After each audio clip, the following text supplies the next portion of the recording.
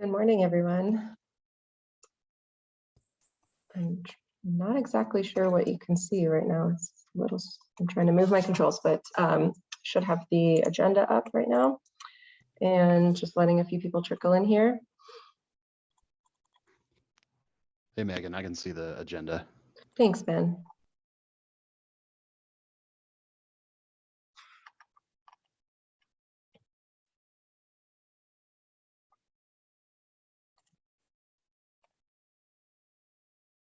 Make sure our presenters are on today before we get started here.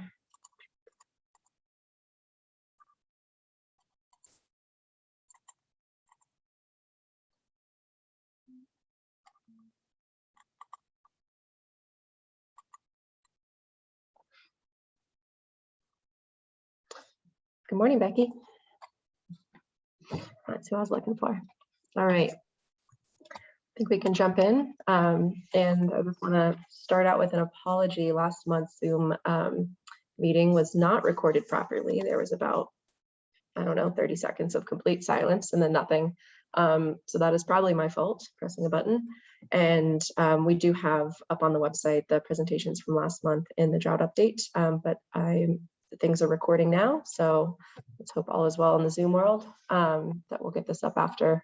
So today, standard agenda. I don't have any major announcements to lead with here, but we'll do the report from Colorado Climate Center and then NRCS, and then we'll go do a roundtable update from our water providers on current conditions and status. So we unfortunately don't have Tracy today. She sends her regards. She was not able to make it today, but I can do some updates on the task forces and where those are kind of wrapping up for the year in that later agenda item as well. So Becky, if you are ready, I can hand over. I guess I need to make you a co-host here. Carl will do the same for you right now, so you'll be ready to go. Where's Carl? There it is. Okay. All right, so Carl and Becky, you are now co-hosts. I am going to stop sharing. Perfect. How does that look? Beautiful flush. Well, I mean, those are sad trees, but Of course, I'm on the like. Oh, I'm only in the second page through, but I like okay. your shirt too. Yeah. Oh, thank you very much. Go for it. Thanks for presenting today. Thanks, everyone. I am going to be giving a climate update today, and I'm going to start with a water year to date. And this picture I wanted to share, not just because of the dead trees, but the new growth coming in. This is an area that was badly burned during the Cameron Peak fire, and I was able to drive through that area in August and took this picture so you can see the extensive damage to the trees from last year at this time. But you can also see the wonderful new growth that has been coming in this year. So I like the picture. It shows both sides of that story. So let's look at where we stand from what happened in August. You can see the national map on the left shows the ranking of temperature for August compared to all Augusts in the 1895 to 2021 period. So any of the pinks to reds are warmer in the top rank for temperature. And so Colorado there you see says 114th, record warmest would be 127th. So doing the math, that comes out to the 14th warmest August in the record. And that's following the 11th warmest July and the 6th warmest June. And so when we put that together for the whole summer season, June, July, August, It was the 4th warmest in the 127-year record. And if we just look at minimum temperatures for that, it was the 2nd warmest. So quite a warm summer that we've seen. And on the table on the right, you can see the ranks for all the years for this water year so far. We only had one month, and that was February, that ranked in that below average. All the other months were either average or higher or much higher.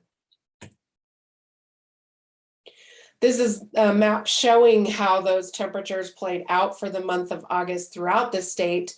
So you can see most regions saw warm anomalies, but the greatest warm anomalies were kind of on the Front Range into the south, southern Front Range.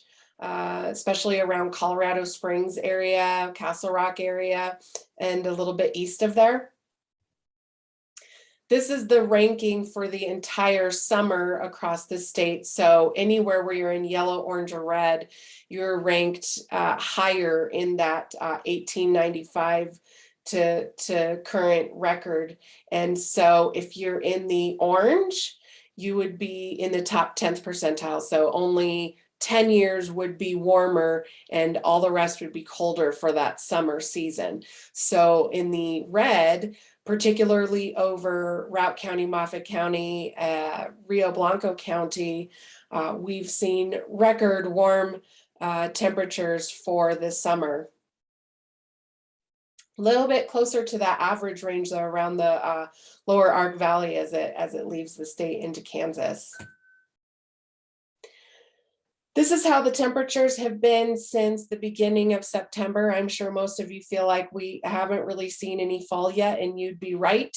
We are definitely hovering above average temperatures month to date, and we've continued to see 90-degree temperatures and even some 100-degree temperatures in the lower elevations of the Eastern Plains. Switching over to talk about precipitation, the same national map shows the ranking for precipitation, and you can see that Colorado is ranked 23rd driest in that 127-year record for August.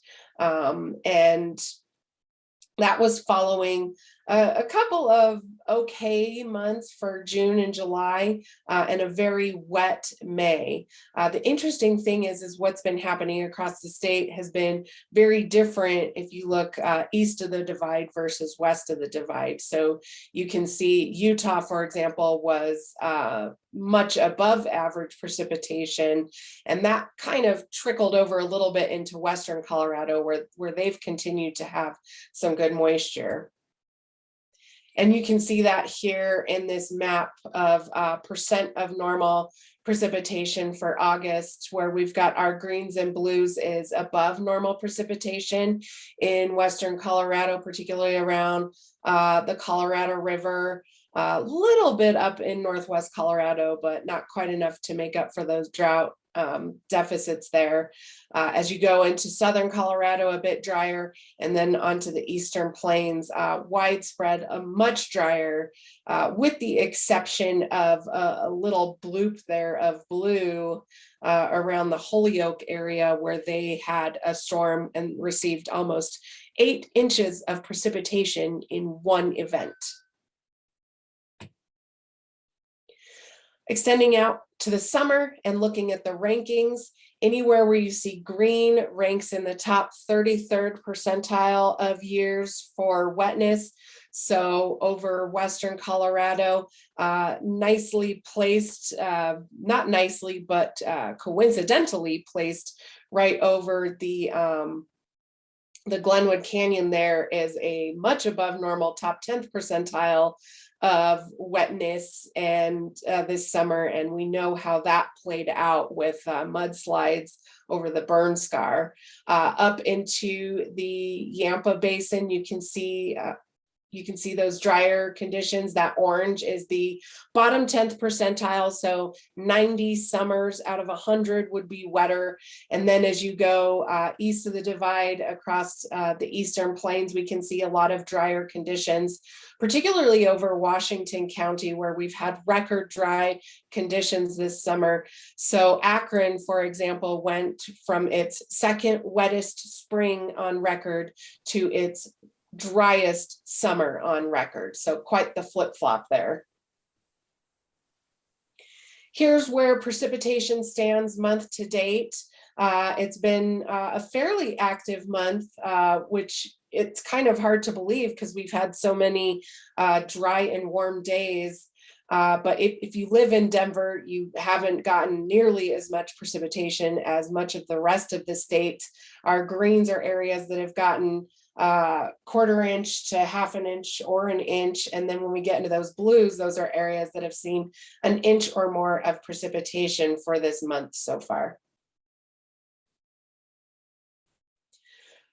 I'm going to talk about evaporative demand next, just going over how much moisture does the atmosphere want to take away from the surface. Last year, this time, we had seen really high evaporative demand numbers all summer long and going into September and in October. And that really contributed to making the drought situation even worse and making our wildfire situation really bad. But this year's been a little bit different. We haven't really had much to speak of until very recently. So on the left here, we're looking at 1 week evaporative demand. This is the EDI product, which shows what the evaporative demand is compared to normal for this time of year. So if you are in that white, it doesn't mean that you're not having evaporative demand. It means that you're having kind of a near normal range of evaporative demand. And then when you get into those drought colors, your evaporative demand is anomalously high for this time of year. And the 1 week EDI, which ended up to September 17th, does show that we've had some anomalously high evaporative demand over the entire state and surrounding areas.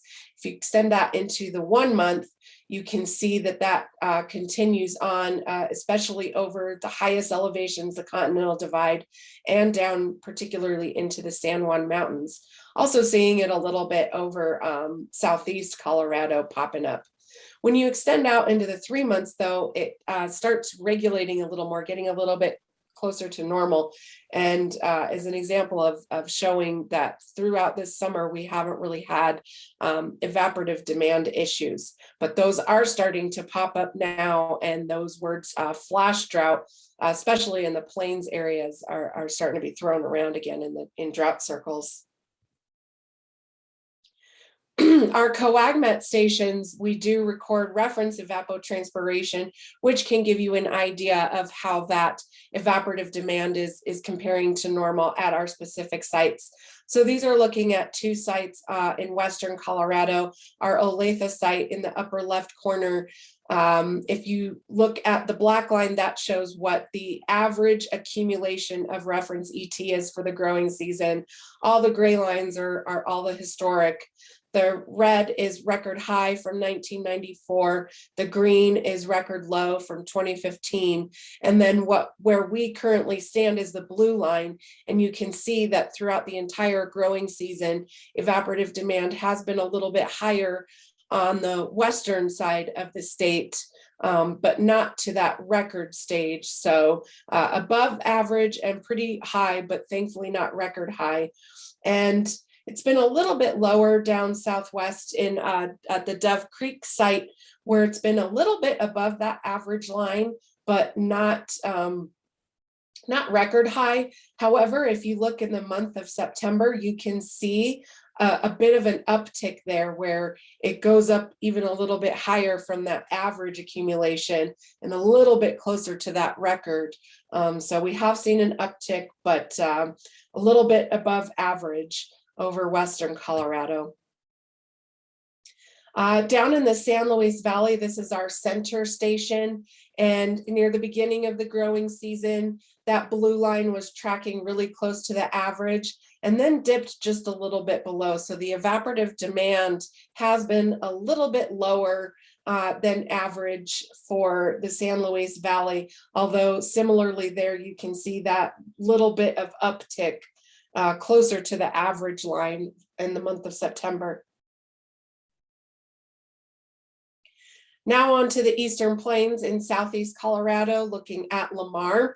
The blue line has grown at a much slower rate than we typically expect to see in the growing season. So it started near average, but dropped off and was hovering near that record minimum of 2017, and a little bit of an uptick, but very low evaporative demand in Southeast Colorado compared to what we typically see in the summer. Up in the Northeast at Idalia, not quite as low, but it has been lower than average. So there hasn't been as much evaporative demand there as you would normally see in the summer as well. But you can see the much stronger increase in the evaporative demand numbers in late August and early September. So now they're hovering near average accumulation, but that's really due to a rapid increase in the recent weeks. Because of the recent uptick in evaporative demand, we've also seen a recent increase in the stress on the vegetation. So this is looking at, I've shown veg dry before, which is a more long-term product. So this also looks at vegetation, but on a shorter time scale, and it's called quick dry.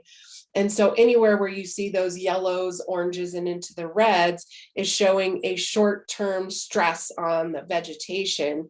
And we're seeing that really across the state, with the exception of a little bit around the Arkansas Valley and then in the northeast corner of the state. But mostly we're looking at some vegetative stress on the short-term scales.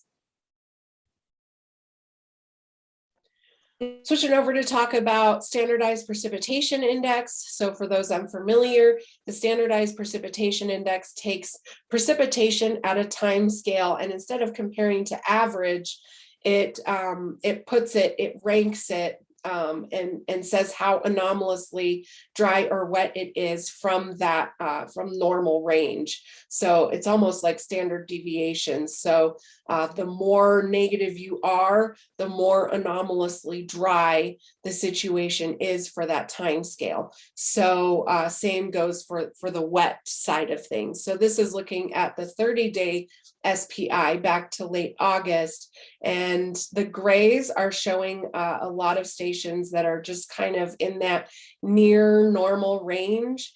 And then you can see as we go into those southern mountains around the Arkansas headwaters and heading further south, we've got some drier short-term conditions. Down in southeast Colorado, some drier short-term conditions, and a little bit in our northern mountains too, although one of those sites in Grand County, I want to put a caution on because the precipitation accumulations there just haven't seemed quite right since the East Troublesome fire last year, and I'm not really sure what the deal is there.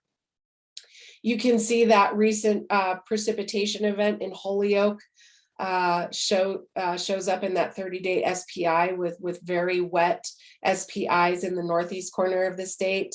And then on the western slope closer to the Utah border, we do see some wetter conditions. Extending out to the 60-day, and it's pretty similar for the 60-day and 90-day, so I'll just show the 90-day here. Much of western Colorado showing those wet SPIs, thanks to the monsoon activity that we had for much of the summer. And that didn't quite extend far enough north, so we can see those pockets of dry SPIs in northwest Colorado. And then in eastern Colorado, hit and miss storms have been just a little bit more miss than hit for the summer. And so you can see those conditions drying out across the Front Range and then even into the Eastern Plains. Similar as we go into that 120-day SPI, where we've got some drier SPIs in the north, wetter SPIs to the south. Extending out into, I'm going to skip to the 12-month to show the extent of those very bad drought conditions in northwest Colorado around the Yampa Valley and the Rio Blanco or White River Valley. And then as you extend south, it's not as bad, but you can see that very consistent dry pattern throughout western Colorado that we have had improvements from the monsoon, but once you extend out to that longer time period, we still have those remaining lingering drought conditions. And then as you go east of the divide, we can see a little bit of wetter conditions and then a lot of grays showing that those near normal SPIs.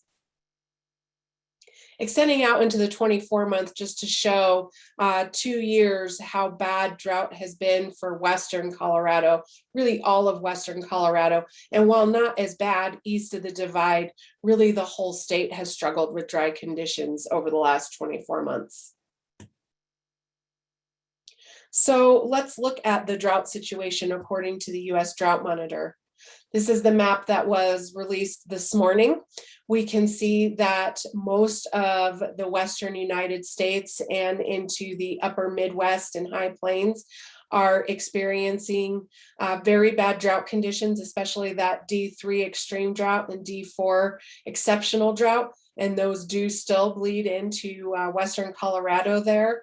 In the southern plains and heading into eastern Colorado, we can see some short-term drought conditions popping up thanks to the flash drought that has begun there.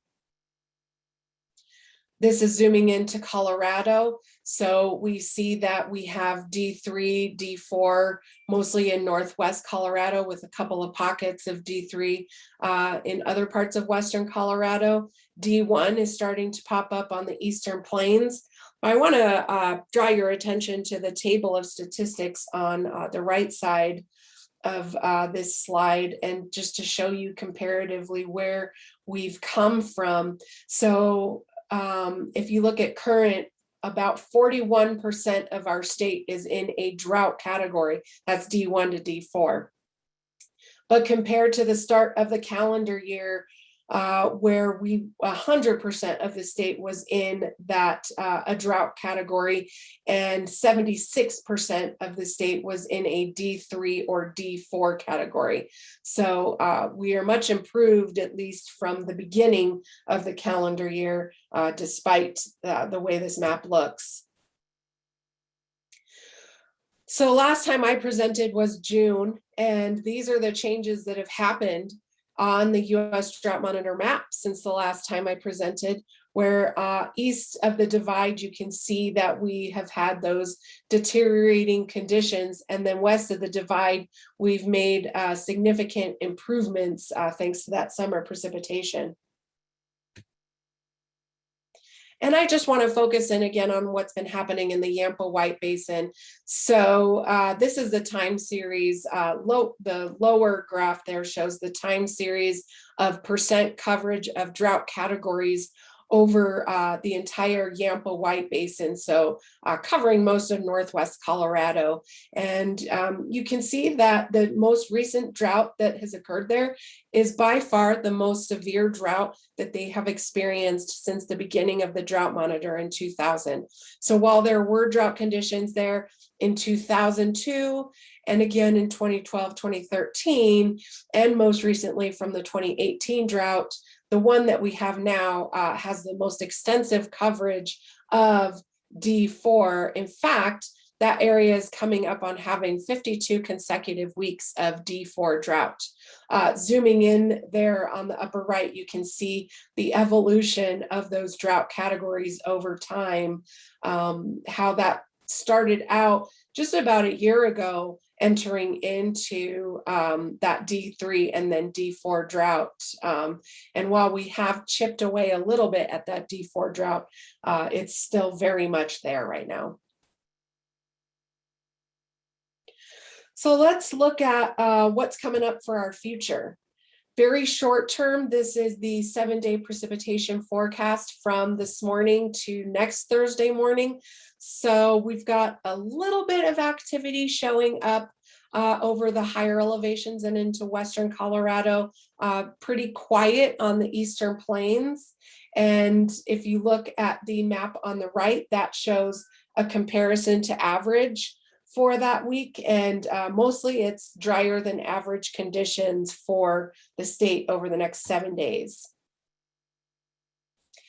Doing an 8 to 14 day outlook, we have some nice new maps from the Climate Prediction Center here. Hopefully this makes it a little more clear what these maps are showing.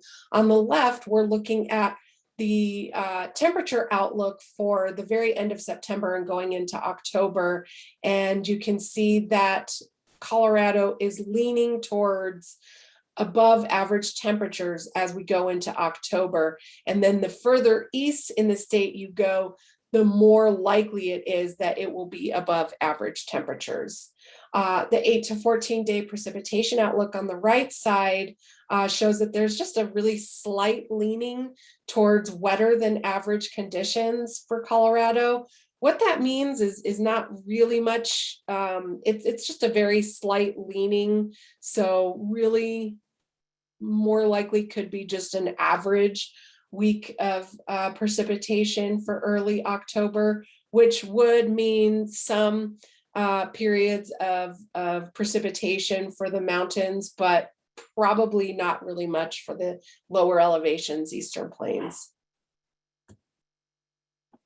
Let's extend out and look at the seasonal outlooks. So this was issued in mid-September and covers the October, November, December time period. And the temperature one is on the left, and it shows pretty much that we will more than likely see warmer than average temperatures for the state, and especially over southwest United States, extending up into southwest Colorado, more leaning towards those warmer than average temperatures. On the right is the seasonal precipitation outlook, which is showing a more leaning towards below average precipitation, especially over southern Colorado. And these patterns are that you see on these national maps are pretty consistent with a La Nina winter, La Nina fall going into winter. So that brings us to the next slide of what's the Enso forecast. So on the left side here is a probability of La Nina or neutral or El Nino conditions. So the blue bars are saying that there is a higher likelihood of La Nina conditions going into the fall and through the winter, and then less likely that we will be in a La Nina as we go into the late spring, where the gray bars show that a return to neutral conditions is more likely. But this is showing that La Nina conditions are most likely for the rest of fall and into winter. And the models are shown there on the right graph, showing those sea surface temperature anomalies in that Nino region. And anywhere where you're -5 to -1 degrees Celsius anomaly is entering into a weak La Nina category. So most of the lines there you can see are hovering in that weak to moderate La Nina category. So what does that mean for our winter? There's this great blog entry on climate.gov that's called What About Snow During La Nina Winters, written a few years ago. And they have these great maps that show what is more likely, what is the pattern more likely to do during a La Nina winter. And this is specific to weak La Nina years, which we're more likely to have. So you can see that little bit of a wetter pattern to the north and in the northern Rockies, and a little bit drier pattern in the southwest. And how that extends into Colorado shows that our northern mountains are more favored for greater than average seasonal snowfall, which would be definitely nice for those northern mountains to recover from very bad drought conditions. Unfortunately, the drier southwest pattern usually means that we lean more towards having less than average snow for the San Juan Mountains and for the Front Range Mountains and into the Eastern Plains. This is from NOAA, where they look at the risk of extremes during different events. So this is during a La Nina in the October, November, December time period. What is the risk of having a warm extreme or cold extreme on the left? And it's separated out by climate division, but I really just want to show the general pattern that our region leans a little bit more towards having a higher risk of warm extremes during this time period. And on the right side is risk of wet extremes or dry extremes during that October, November, December time period. And you can see that La Nina pattern showing up with the northwestern portion of the United States has a higher risk of wet extremes. Doesn't really extend down as much into our region. To the southwest is a higher risk of dry extremes during that time period, which I think would extend a little bit into southern Colorado and would say that we would be at higher risk for drought development during this time of year with a La Nina. So just a few summary points of what I've talked about. We do still have those long-term drought impacts remaining over Western Colorado, even though monsoon rains really did help with recovery. Unfortunately, that didn't extend into the Yampa White Basin, which is where drought still really dominates. After a wet spring, Eastern Colorado has experienced a very dry summer, but thankfully evaporative demand was not anomalously high, which helped minimize that development of severe drought conditions and why we're only seeing D0, D1 there. The seasonal outlook leans towards a warmer than average and drier than average conditions for October, November, December in Colorado. That's especially enhanced over southern Colorado. We are likely to go into a weak La Nina for the rest of fall and into the winter. Despite the forecast, can't rule out some drought recovery and that occasional large winter storm over the northern mountains, but we also can't rule out some drought conditions getting worse over southern Colorado or eastern Colorado. That is all I have, so thank you very much for your time.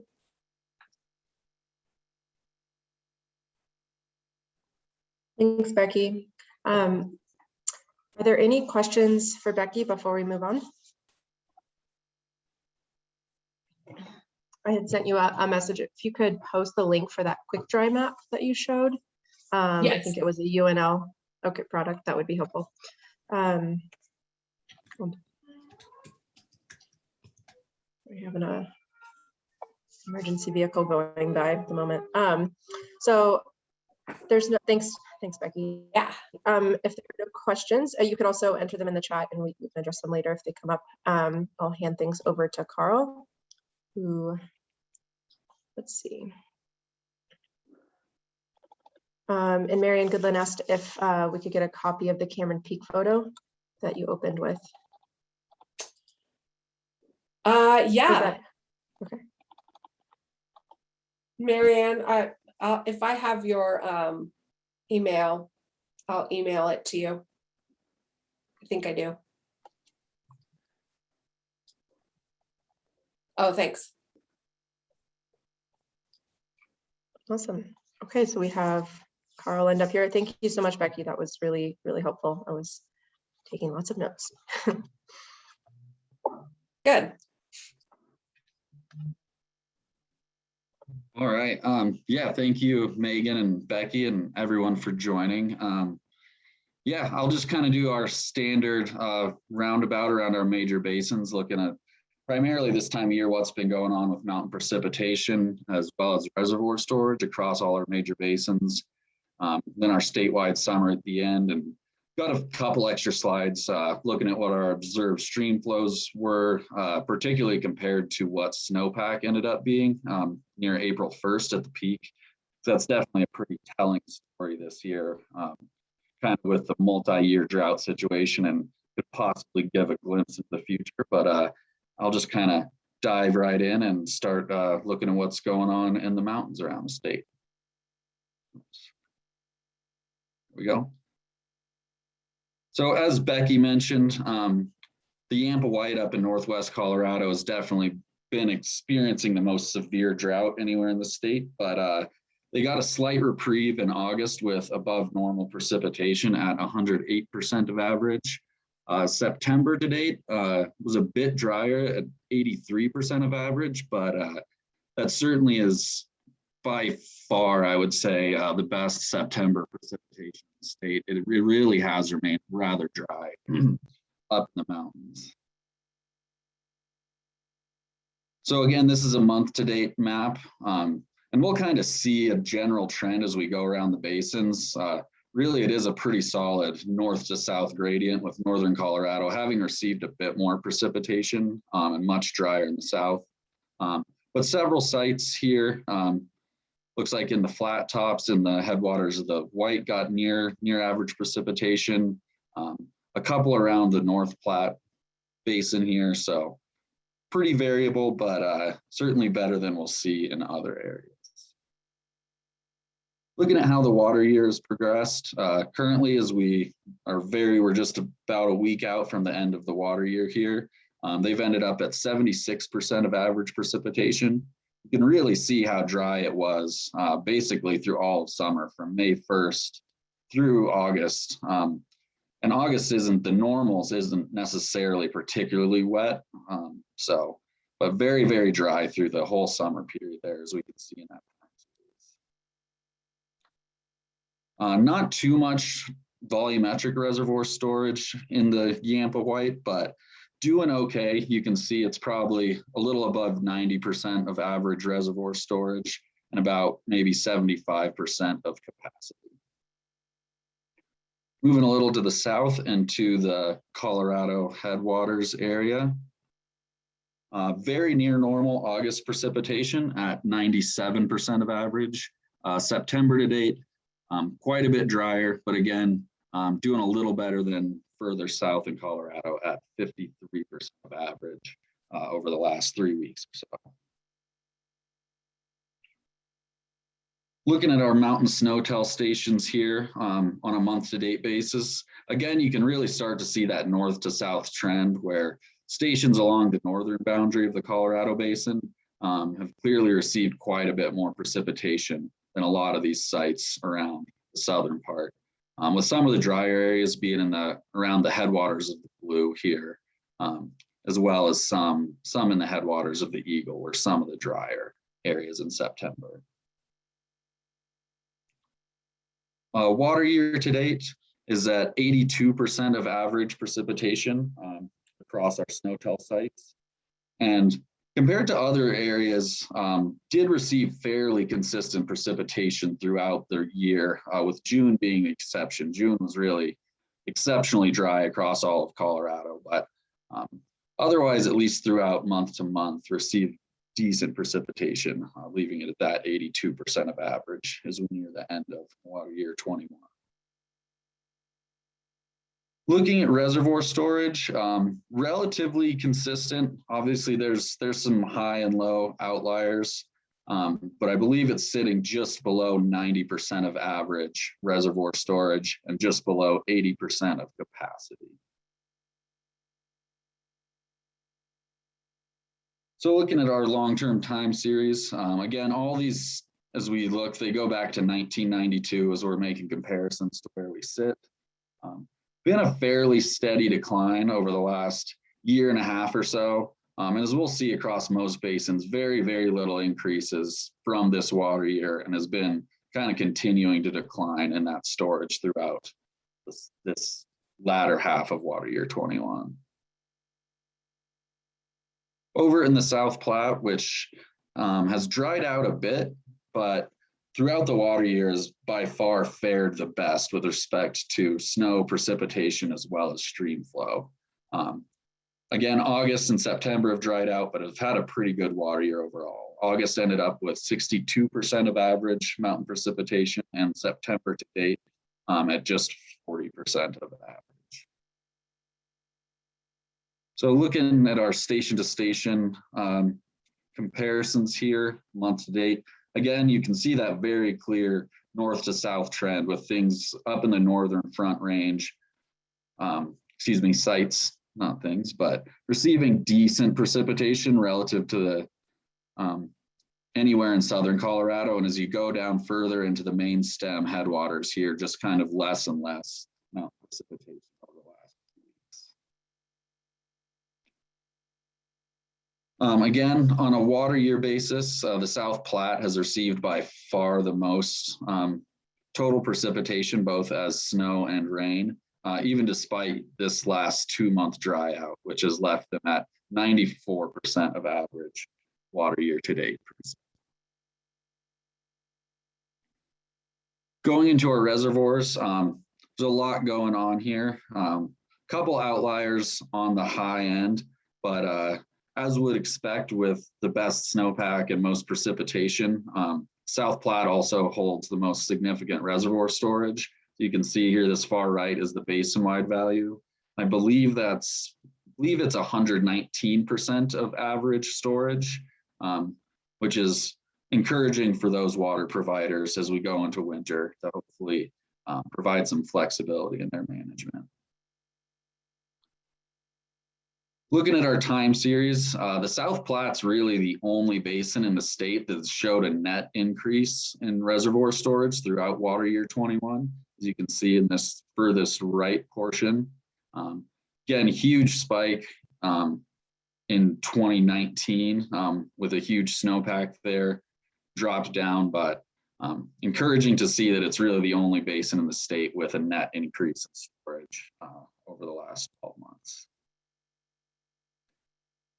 Moving back towards southwest Colorado in the Gunnison Basin, had a pretty good August, very, very similar to what we saw in the Colorado Basin at 97% of average mountain precipitation. And September has also been quite similar, quite dry, but quite similar to the Colorado at 44% of average mountain precipitation.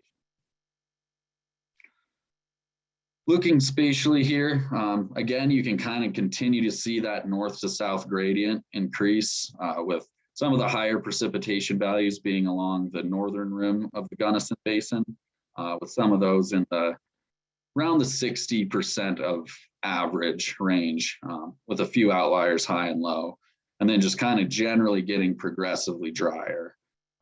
Again, it's not much total precipitation, but good to see some of the higher values being up here on the Uncompahgre Plateau at our Columbine Pass site at 69% average. All of that has left the Gunnison Basin at 81% of average water year to date precipitation. And you can definitely see it was kind of a boom or bust season with some flat spots. Again, statewide, June was very, very dry. And then you can see the last month and a half, really, there's a good system in mid-August, but the last month and a half has really dried out again quite a bit. Reservoir storage in the Gunnison has definitely been dropping when we look at our time series graphs, both here in a second and the summary at the end. And as I think a lot of people on the call are probably aware, there's a management program. The reclamation is operating to bring water downstream to help aid the power production pool at Lake Powell. So they've been drawing down Blue Mesa, Flaming Gorge, and Navajo reservoirs quite a bit. And that's really what's driving a lot of the declines in reservoir storage. leaving the basin total at just below 60% of average storage. And it looks like just a little below 50% of total capacity.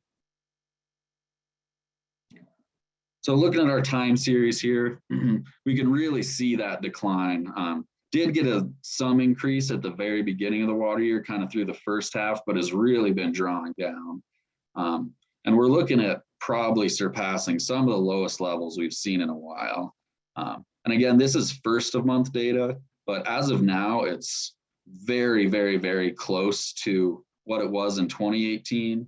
And then going back to 2002, we'll see if it gets down to those levels. But again, this graph only goes back to 1992, and beyond 2002, it doesn't get that low again until about 1984. So definitely looking at some pretty substantial drawdowns in the Gunnison. Moving down into our combined Southwest basins, the San Miguel, Dolores, Animas, and San Juan. This has been pretty consistently one of the drier parts of the state. Again, the Yampa White it's dried out quite a bit this year, but really across these combined Southwest basins and the Rio Grande is where the multi-year drought seems to have really affected our stream flows quite dramatically. But as of most recently, August had 57% of average precipitation, and September to date has had 40% of average. And again, at the very end, we'll take a look at some of the stream flow stuff, kind of a follow-up to some things I presented last month that'll paint a bit more of a picture of what's been going on. Looking at all of our month-to-date precipitations at SNOTEL sites, a few that are above 50%. Again, this one up here on the Uncompahgre Plateau is the highest. But many of these in the 35 to 50% of average precipitation range over the last 3 weeks. On a water year basis, similar to the Gunnison, but more dramatic. A bit of a boom and bust cycle with, you can definitely see some multi-month, really dry periods.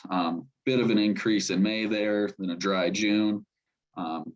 Did see some nice increases from monsoonal storms, which was really great and really helpful for them, leaving those combined basins at 77% of average water year so far. Going into reservoir storage, again, as you would expect, not only with a fairly dry year, but also dry past 2 years really, has left them at just below 55%. I think it might be 54% of average reservoir storage, and below 40% of capacity. And again, you know, one of the bigger ones, McPhee, is that looks like a little over 55%. And I know the Dolores had very, very, very low stream flows. And as far as I gather, it was a pretty challenging management situation down there. So hoping for some more rain and snow over the coming year. Looking at our long-term time series here, very similar to what we saw in the Gunnison.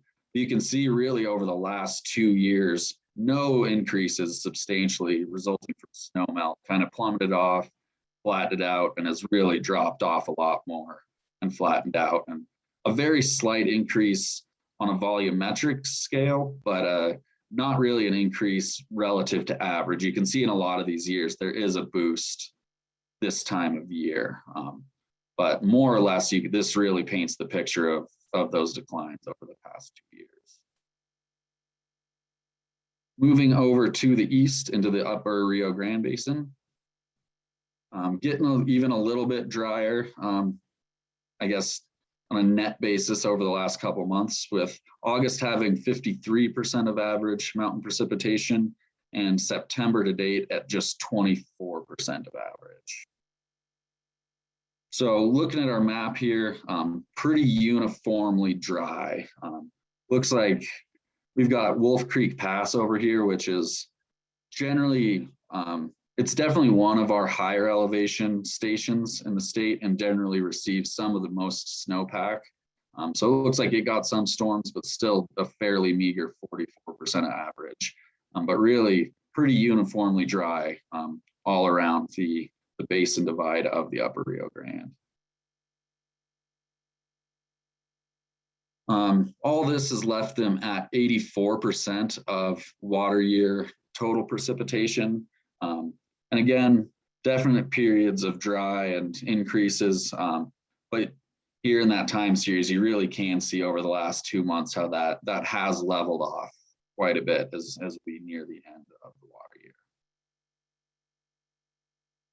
Reservoir storage, got the scale here looks a little funky with Continental Reservoir at 250% of average storage, but basin-wide, very, very similar to our combined basins in far southwest Colorado.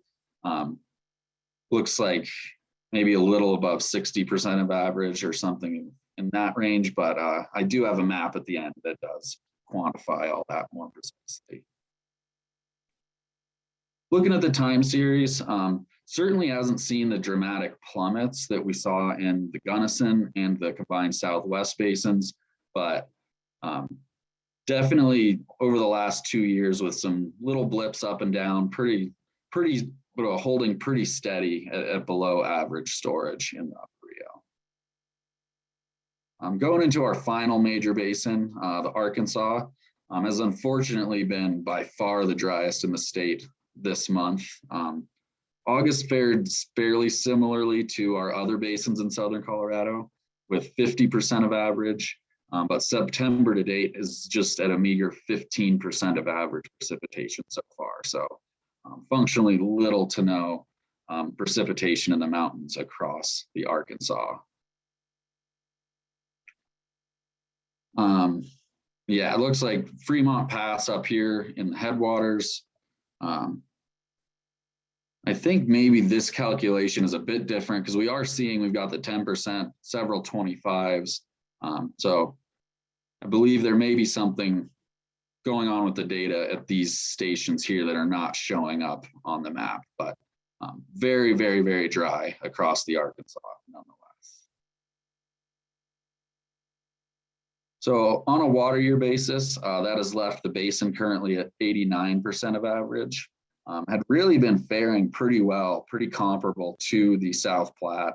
And it is second in the state still with respect to water year precipitation, but you can see really here the last 2 months how things have more or less flatlined, really, really dried out across the mountains in the Arkansas Basin. Looking at our basin-wide reservoir storage here, kind of in the middle of the pack statewide, looks to be maybe around 75% of average storage. And per usual, the Arkansas is generally low on the percent capacity, which is largely driven by John Martin Reservoir, which is quite large and rarely full, but kind of in the middle of the pack with respect to reservoir storage. A bit of a different look at the time series here compared to other years we've seen, but really since the beginning of water year 2017, kind of slow declines in net storage across the Arkansas, even particularly over the last 2 years, dropping them down into that category of, believe around 90%, but again, I will have that here in just a second. So going into our statewide overview, and again, as I'm sure most people are aware, being a headwaters state, it really is most important, really where you are and what's going on, but it is always interesting to look at kind of the values averaged across the whole state. August ended up with 71% of average mountain precipitation, September to date at 45% of average. And as we will see here, again, there is that pretty clear north to south gradient with really all of southern Colorado receiving very little. And as you kind of move into the northern Gunnison, southern Colorado, some higher values, with the most precipitation being received around the stations in the Yampa White and as well as the North Platte. Looking at the water year as a whole, the state ended up receiving 82% of average total year water year precipitation. And again, a lot of the differences basin to basin get evened out, with June really being the standout here, really being uniformly dry across the state, as well as the last couple months have dried out a bit, most particularly the last 3 weeks here in September. We can see kind of the big picture here, again, following the patterns that we saw with snowpack, continued precipitation, reservoir storage, stream flow, with the South Platte receiving the most, but still below average total precipitation, followed shortly by the Arkansas. But again, Yampa White is on the lowest end after a rather dry summer.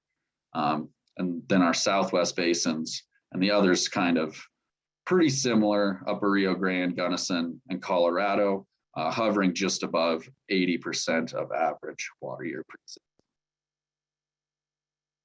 And going into our reservoir storage, follows the similar patterns, but again, with the situation of a multi-year drought, the differences are quite exaggerated compared to what we saw with precipitation and snowpack, with the South Platte having by far the best reservoir storage at 119% of average.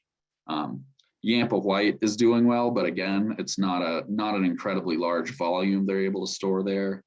Then followed by the Colorado and Arkansas. Then again, the Gunnison and our combined Southwest basins are holding the lowest storage at 59 and 54% of average, respectively. I may have been mistaken. The Upper Rio's at 73% of average, which isn't great, but certainly quite a bit more of a storage buffer than its neighbors to the west.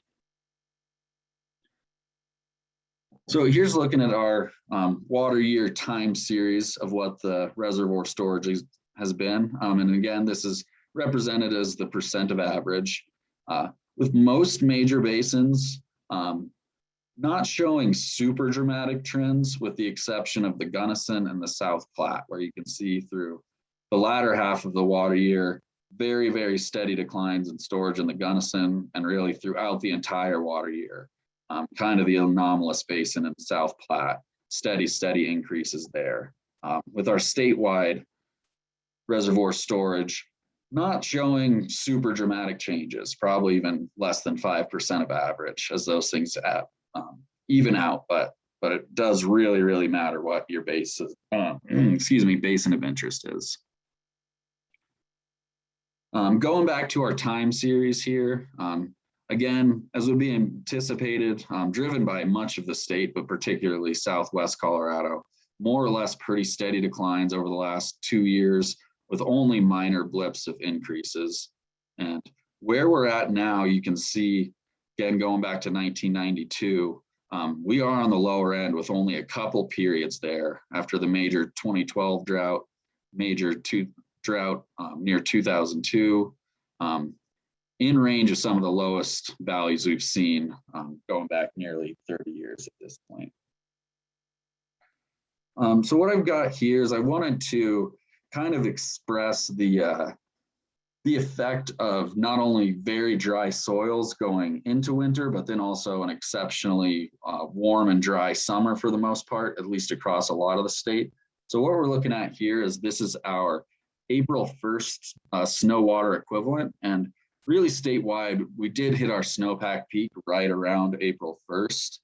And then I'm going to compare this to what we've seen with observed stream flows. You can see peak snowpack didn't end up being incredibly terrible, with several basins having above normal values. The lowest here in Southwest Colorado at 83%, others right near 90% of normal snowpack. But with those dry soils and then a subsequent warm and dry summer in many areas, really saw dramatically decreased stream flows compared to what we normally look at. So I can flip back and forth between these. So the next map is what our percent of average observed stream flow has been over the last 5 months. So I believe I previously showed our primary forecast season, but I figured I'd just go to present. So this is from April 1st through September 1st. And in a lot of parts of the state, we saw maybe in the range of 30% of normal less stream flow than what the peak snowpack was. And most dramatically, you can see up here in the Yampa White, they ended up with 90% of normal peak snowpack, but just 32% of normal stream flow over the full summer period. And similarly, really all across the state, with the Gunnison at 89, Southwest Basin's at 83% of normal snowpack. And then easily in the range of 30, 35, more than that, percent of normal stream flows. So I think as long as I can remember, this is probably the most dramatic example of kind of a multi-year effect, or that drought really making a huge gap between the peak snowpack and what we observe in the streams. And even in the South Platte here, nearly a 30% difference there as well. So very unique year. And it's common, I think, for folks to intuitively think if the snowpack is going to be X, then the stream flow is going to be X too. But we really need to be watching those soil moisture conditions and drought conditions, and being aware how much the summer weather can really affect that as well. And the other slide I have here for stream flow, and I believe I did show something very similar this last month as well. So this is our the percentile of observed stream flows over that 5-month period. So you can really see much of Western Colorado here has observed the bottom 10th percentile of observed stream flows, with I imagine most of those gauges in the 60 to 110 plus year period of record. So it really does put things into context of really how dry it was compared to what we've observed historically. And in my summary slide, I've got some of those statistics of how that panned out. Again, so this is our final week of a mostly dry water year 2021. South Platte kind of doing the best, but generally statewide has been a rather dry water year. September definitely reverted back to very dry conditions across the state. Northern Colorado fared a little bit better, but generally a very dry month in the mountains, being just 45% of average. And here's some of those, what I was referring to with some of those previous slides. More than half of our streamflow forecast points in the state ended up in the bottom 25th percentile of observed stream flows over the last 5 months or so. And with the most dramatic effect being in Western Colorado. And about 30% of our total streamflow points were in the bottom 10th percentile of observed volumes. So quite notable numbers there. Oh, and it looks like I had a bit of a typo there, but I believe that was, 80%. Reservoir Storage ended up at 80%, not 8%. It's not that grim of average, but definitely big differences across the state with the Gunnison and our combined Southwest basins holding quite a bit lower than any other part of the state.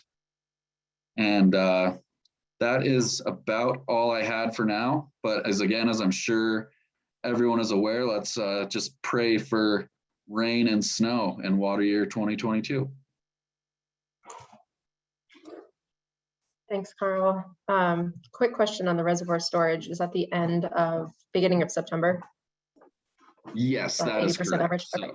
yeah, so that's not current. That's September 1st. Yeah. Okay. I agree with Swithin. That was a really interesting comparison between snowpack and stream flows. I'd be interested to see those numbers kind of side by side. Let's see if I can pull those from the maps for the report. So thank you for that summary, Carl, and walking us through the basins. Does anyone have questions on Carl's presentation?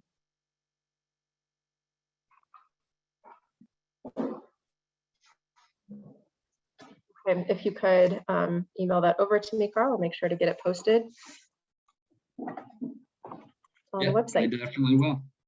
And I did get yours presentation, Becky, so thank you. Okay, so we are going to shift directions here into the water provider updates. Go through the, let's see, we've got 1 second to switch screens. So we're about 15 minutes ahead of schedule, which is great. So we have a full hour to get through. We'll probably wrap up early, but if there's any kind of discussion or extended updates that are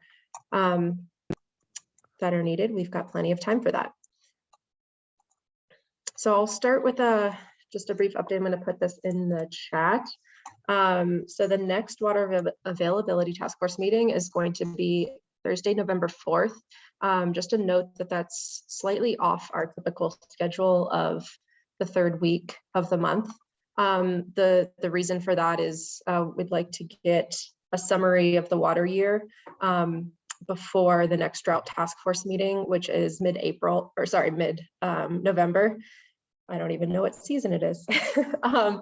And also get that information to our other task forces that are meeting in November so that we can kind of decide how to proceed with the agricultural and municipal water task forces. So we are bumping that one up, and hopefully you're able to make that because there was a bit of this information in both Carl and Becky's presentations, but we'll have some more official numbers for the full water year. Carl, I know some of the NRCS products are a few days delayed from the start of the month. So if there's an issue there, we could talk about it, but there might be some numbers that come in after that meeting. I'll try to make sure to include in an update. Okay, yeah, and feel free to follow up with me if there's any discrepancies, and we can get everything cleared up and make sure we're getting the best stuff out there. Okay. Great. And Becky, do you know who's presenting for the Climate Center next month? That would be me as well. Oh, fantastic. Oh, yeah. Great. Well, appreciate that. So then we do typically for the water availability task force skip October because the numbers are then just kind of wrapping up, and then we let everyone have the month of December off because there are plenty of things to do that month. So that will be the last meeting of 2021. So as far as other task forces, the Agricultural Impact Task Force is still planning to meet monthly at the moment. So the next meeting will be in October, and there will be a November meeting to be determined if the schedule for that task force changes for the winter. And then the same goes for the Municipal Water Task Force. We are holding off on meeting until, let's see, we're going to meet for the Municipal Water Task Force again in November and discuss whether or not that group should continue to meet over the winter or just check back in the spring. Those groups, as a reminder, are explicitly set up for response and really facilitating just making sure that our communities are not in a state of emergency around water availability and don't have an explicit direction as far as things that they're supposed to work on when there's not, a clear need. So we are discussing internally at CWC of kind of how those groups can be effective throughout the winter, and if we need to, continue the regularity of those meetings or maybe take a pause until spring. So more to come on that. I will pull up the participant list here, and we can start with our water provider updates, kind of a round robin. Let me see who we've got. Brian, you're always at the top of the list. Brian Fitzpatrick, would you like to kick us off? Sure. For City of Aurora, our treatment is about 10% higher than the 5-year average, due to the dry conditions. Our storage, we are at 74% of capacity, which is just about average for this time of year. I would like to point out that we've had single-digit inflow numbers at Spitty Mountain Reservoir, and we haven't seen flows that low since 2002. So it's been particularly dry in the headwaters of the South Platte, not so much lower down.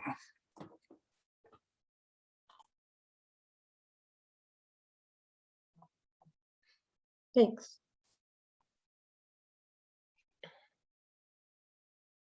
There are a few names here that I don't recognize or not sure if you're associated with the water provider. So I'm going to skip here to Jason Feinhout, and we can have others chime in. Jason, do you have an update from Denver Water? Yeah, I sure do. Hi, everybody. And thanks, Megan, Becky, Carl. Great presentations as always. Very much appreciate that data. So on Denver Water side, we're currently looking on reservoir supply at 90% of our reservoirs are full. Historically, we're at 89%, so we're pretty much right at average. Now, that is excellent, of course, considering where we were in February, but we were much higher than that back in May, and it has, as we see the hot and dry conditions over the summer, it has fallen. Demand is actually surprisingly still at the same levels it was in July and August. Normally in September, you start to see that downward use of irrigation, and then of course shutoffs of the system. But again, demand is 10% higher right now than we expected, still at the levels of the summer, and hopefully it'll start going down soon. Otherwise, I guess that's it. Thank you.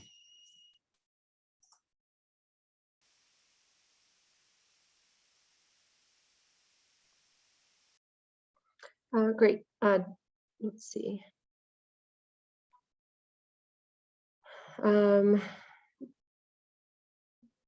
John, would you like to go with City of Thornton?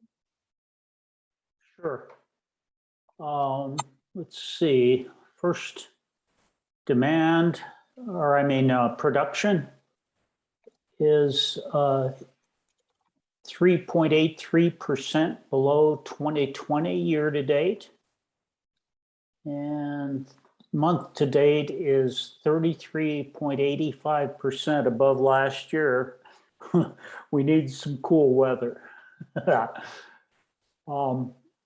Overall, our storage as of last Tuesday was sitting at 87.7%, which is a little bit above average, but kind of around average. We've had a pretty good year for diverting. And then I like to report Stanley Lake.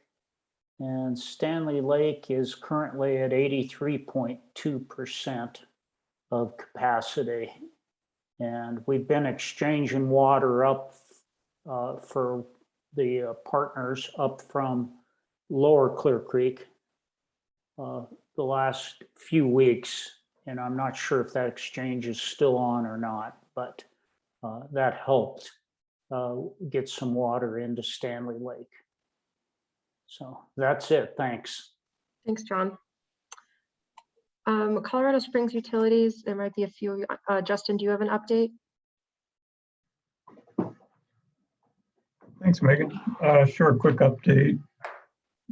Well, system storage for us is at 78%. That's the same as where we were at last year. Average for this time is about 79%, so just a bit below average. Our demands have been pretty tame, and so far, year to date, we're tracking 5% less water use than last year. That's about it.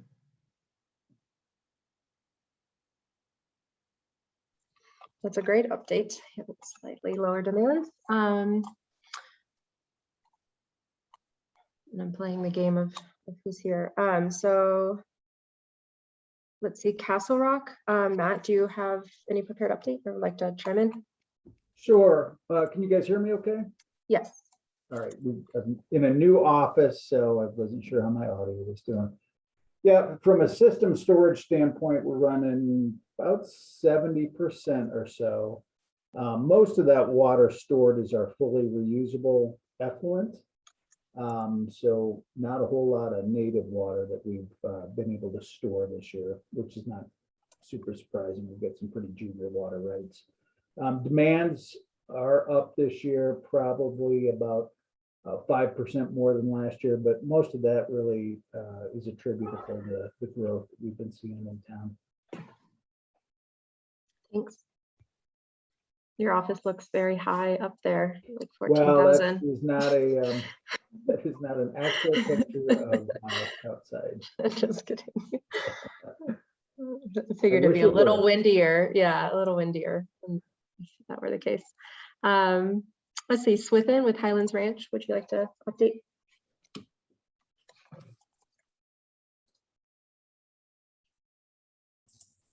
Can you hear me now? Sure can. Yes. Okay, so I was still muted.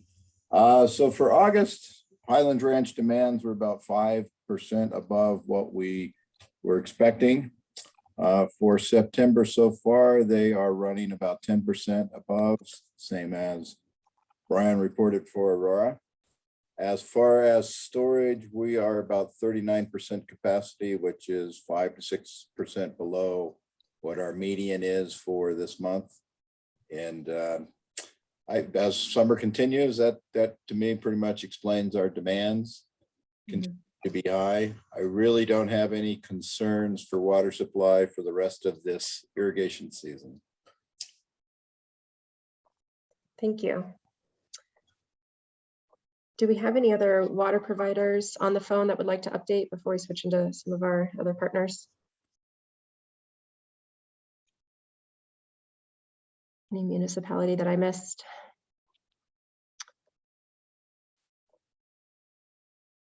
Okay.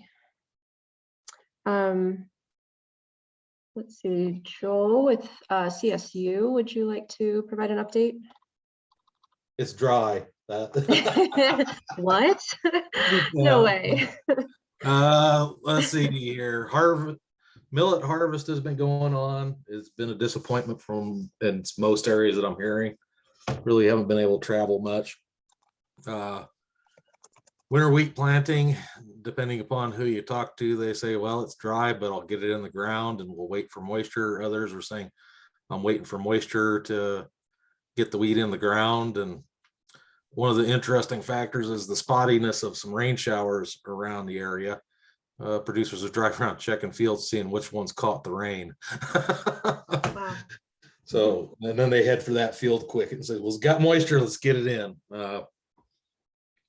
I was looking at the Colorado crop progress numbers and I just have a hard time believing them. They claim we're, in Colorado, 40% adequate in the topsoil moisture and 35% adequate in subsoil at this time of the year. What are those numbers that you're from what measure? It's the Colorado crop progress from USDA. Okay. And they talk about for the current week, topsoil moisture and subsoil moisture. Thank you. Where they say 40% adequate in the topsoil and 35% adequate in the subsoil. I don't know where they got those numbers unless they throw a lot of irrigated ground in there, which I don't think they should. So waiting for good moisture. A lot of the wheat that's been planted already still hasn't popped up. I don't even think it's probably germinated. It's just sitting in a nice dry packet. So corn harvest, silage is going on. I've seen a lot of silage pit and piled being built around the region. Seems about right time for that. And according to the crop progress report, it is about average. One thing for Becky, going back to Becky, irrigation season seemed like it was average to a little bit below average for the amount of water needed for the crop, considering that we were definitely drier than average, but during the growing season, but it didn't seem like the crops were using as much during the entire summer. So we'll just have to kind of identify the reasons why, especially when we're, like here, 1 to 2 degrees warmer than average. How are winds? What? How are winds? Seem like average, blowing all the time. I'm wondering about the humidity though. Yeah, I would say we had higher dew points more consistently, which would help with that. Yeah. Well, I know I saw if you got water condensating on the pipes, it's pretty decent dew points out here. So we saw a lot of that. So as far as that goes, that's about it right now. Thanks, Joel. Let's see, I see Beverly on from the Upper Gunnison Conservancy District. Do you have any updates or questions? No, well, other than that it's really dry in the Upper Gunnison Basin. We have received, for the month of September so far, we've only received 0.5 of an inch of precipitation. Reservoir storage, like Carl said, is really low. It's 45% in the upper basin. And the stream flows are really low. I don't have any figures on how much lower they are than normal, but they seem a lot lower than normal. And it just continues to be cold in the morning and really warm in the afternoon. So that's about all I have. Thank you. That's helpful. And then I don't have a name, but Roaring Fork Conservancy, there's also, I don't know if there's any updates there. Or Rob Harris from CBW, do you have any? Oh, go ahead. I was just gonna say, I don't have any updates. I just kind of came. Okay. Thank you though. Thanks. Any updates from CPW? Hey, yeah, this is Rob Harris at Colorado Parks and Wildlife. I apologize if you hear my toddler screaming in the background, but let's see. So I think, our fishing closures have, we've been able to lift a bunch of them, specifically on the Colorado, the Eagle, and the Roaring Fork. That said, we still have our fishing closures largely in fact on the main stem Yampa, and within the Elk River and Tomichi Creek in the Gunnison Basin, as well as the Dolores below McPhee. And you can always check out up-to-date information on CPW's fishing closures and conditions page. I'll put that in the comments.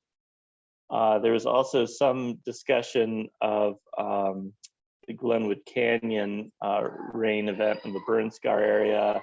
Our aquatic biologists have gone in there and have, discovered that Grizzly Creek is in pretty rough shape. We think there was a very significant fish kill there, but the good news is that No Name Creek seems to be in much better shape. And then I'll end on a positive note that we were able to secure an emergency loan of water for the in-stream flow program out of Lake Avery on Big Beaver Creek, and that is improving flow and temperature conditions in about 10 miles of the White River below the confluence of Big Beaver. So that's one thing that's going well this fall, and late summer. So with that, yeah, unless folks have questions, that's my update.